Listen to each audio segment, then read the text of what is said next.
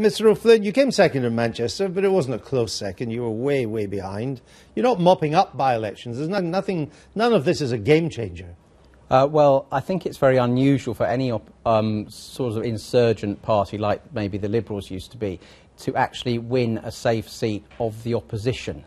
I mean, those shots going back to sort of Orpington, etc., tended to be winning seats against an unpopular government. I think in the circumstances we did extraordinarily well in Wythenshawe and Sale East. As the candidate John Bickley said, Labour compressed the campaign down to the shortest possible time and maxed out the postal vote. And whatever we think about Labour, they do have an efficient machine, lots of union activists and lots of people with a lot of know-how. I think we did extremely well. And although it wasn't a breakthrough for UKIP, it pushed you into third place and showed the increasing irrelevance of the Tories in the north. I mean, the Tory-minded voters in the north now seem more inclined to vote for UKIP than for you. Well, I think by-elections are by-elections. The same day we took a seat from Labour in Birmingham. So, well, that was a by-election too. It was a by-election so too. We should discount that as well. You need to look at them all in the round. You need to learn the lessons from them. And we need to look forward to the European elections in 2014. And that's in May this year, when we have a chance to really grab this change in Europe, grab the change that Barroso has been talking about just now. But you don't worry that, particularly in the north, if people want to vote against Labour, your supporters are drifting to UKIP? I think people vote UKIP in a European election. They've done that for many years, and they vote that because they want change. The problem is Patrick's party have had MEPs since 1999, and they cannot deliver that change. They can't because they don't have seats in Westminster. The only way, and it was on that video there, the only way we're going to get the change we want in Europe is to have this referendum and have the renegotiation, and that means vote Tory. What do you say to that? I say let's get real. The Conservative Party in this country hasn't won a parliamentary majority for 22 years. John Major failed in 1997. No, we know that, but they assure that the only way you'll get the referendum, if that's what motivates you, and I assume with UKIP that is what motivates you, the only way there's going to be a referendum on Europe in this country is if there is a majority Conservative government at the next election.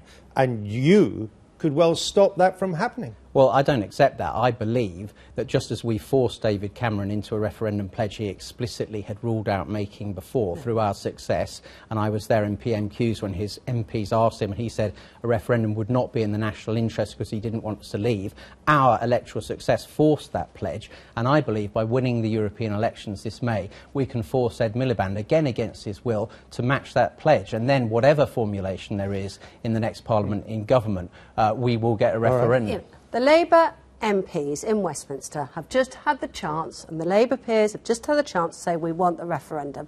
They refuse to do it. The only way you are going to get a renegotiation, a change in our relationship with Europe, and an in-out referendum is to have a Conservative government.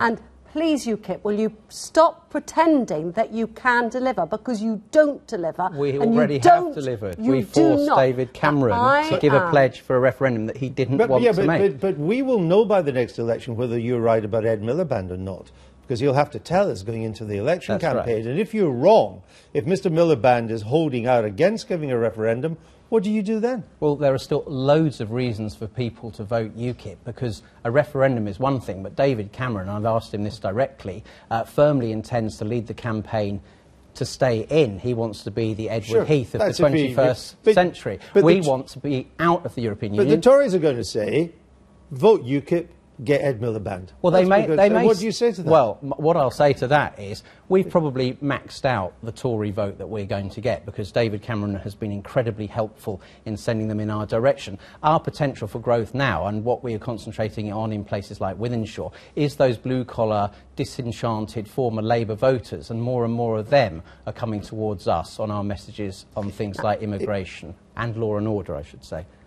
We want to renegotiate our relationship with Europe. We need people who are going to turn up to renegotiate with people like Barroso. That means a Prime Minister that is not Ed Miliband, but is David Cameron. And that is key. And UKIP MEPs do not turn up in Brussels. Have you worked that out? They don't turn up to defend us. I've had that said before. But if Mr President Hollande is as good as his word, and says there will be no substantial renegotiation and certainly no treaty change this side of 2017 when he's up for re-election, what do you do then?